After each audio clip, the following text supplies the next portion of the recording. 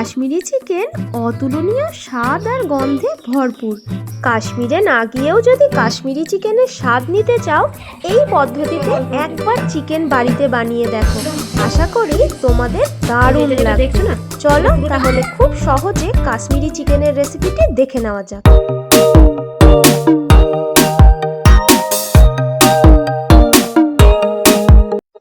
এই রান্নার জন্য যে সমস্ত উপকরণগুলো লাগবে আমি এক জায়গায় করে নিয়েছি, এতে রান্না করতে বেশ সুবিধা হয়।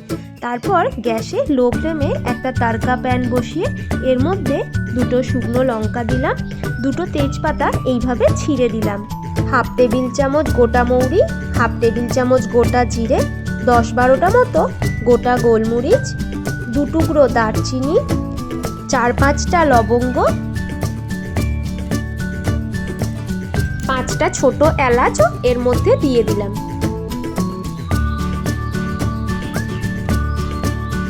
এখন এই সমস্ত উপকরণগুলো হালকা বাদামি রং হওয়া পর্যন্ত শুকনো খোলায় নেড়ে নেব। প্রায় 5 মিনিট ধরে ভাজার পর এগুলোকে অন্য একটা পাত্রে ঠান্ডা হওয়ার জন্য রেখে দিলাম। এবার কড়াই বসিয়ে তাতে 1/4 কাপ সর্ষের তেল দিয়ে দিলাম আর 1 চা চামচ গোটা জিরে ফোড়নে দিলাম। এবার 3টে বড় সাইজের পেঁয়াজ লাচ্ছা করে কেটে রেখেছিলাম, সেগুলোকে তেলের মধ্যে দিয়ে দিলাম। পেঁয়াজটা যাতে তাড়াতাড়ি নরম হয়ে যায় সেজন্য সামান্য একটু নুনও দিয়ে দিলাম। এবার এর মধ্যে 1 চা চামচ ঘি দিয়ে দিলাম। এই পেঁয়াজ ভাজার সময়ে ঘি দেওয়াটা কিন্তু কাশ্মীরি চিকেন রান্নার একটি বিশেষ পদ্ধতি, কারণ আমরা ঘি সাধারণত মাংস রান্নার শেষে দিয়ে থাকি, কিন্তু এই কাশ্মীরি চিকেনে ঘিটা পেঁয়াজ রান্নার সময়েই দিতে হবে। এখন এর মধ্যে 3 টেবিল চামচ আদার পেস্ট, 3 টেবিল চামচ রসুনের পেস্ট আর একটা বড় সাইজের পেঁয়াজের পেস্ট দিয়ে দিলাম। স্বাদ অনুযায়ী লবণটাও এর সঙ্গেই দিয়ে দিতে হবে। এখানে আমি 1.5 টেবিল চামচ লবণ দিয়ে দিলাম। এবার এই সমস্ত মশলাগুলোকে খুব ভালো করে তেলে কষিয়ে নিতে হবে। এখন এর মধ্যে 1 টেবিল চামচ কাশ্মীরি লাল লঙ্কার গুঁড়ো দিয়ে দিলাম। এতে খুব একটা ঝাল হবে না, তবে রঙটা দারুণ আসবে। এবার এর মধ্যে 3টে মিডিয়াম সাইজের টমেটোর পেস্ট দিয়ে দিলাম। এখন সমস্ত উপকরণ খুব ভালোভাবে কষিয়ে নিতে হবে, যাতে টমেটো, আদা, রসুনের কাঁচা গন্ধ একেবারেই চলে যায়।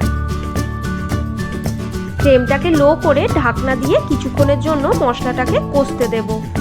এতক্ষণে ভাজা মশলাগুলো তো সব ঠান্ডা হয়ে গেছে, এবার এটাকেও আমি গুঁড়ো করে নিই।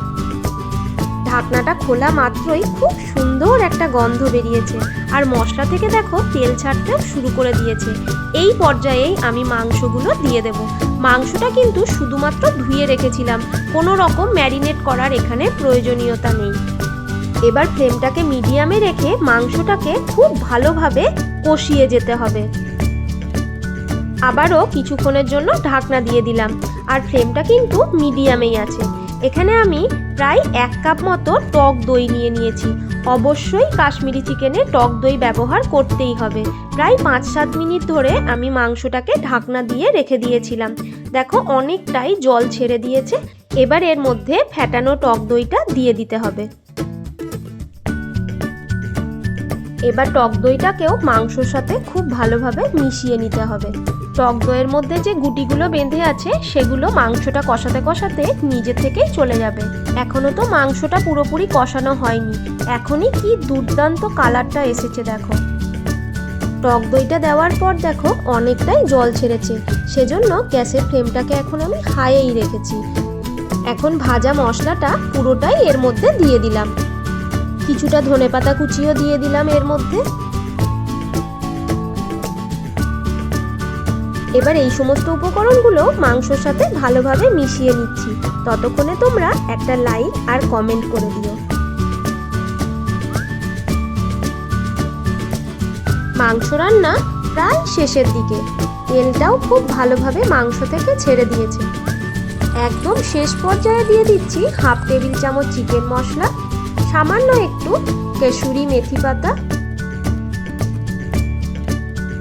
আর সামান্য ধনেপাতা কুচি। রান্না পুরোপুরি কমপ্লিট, এবার টেস্ট করানোর পালা। এই হচ্ছে আমার ছোট ভাই, বিশেষ করে ওর জন্যই আজ এই রান্নাটা করেছিলাম।